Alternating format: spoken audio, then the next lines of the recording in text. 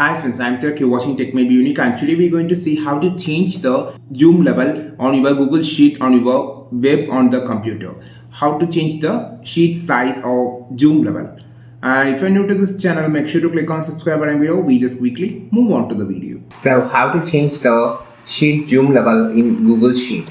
For an example, this is so small. So I just need to increase this percentage.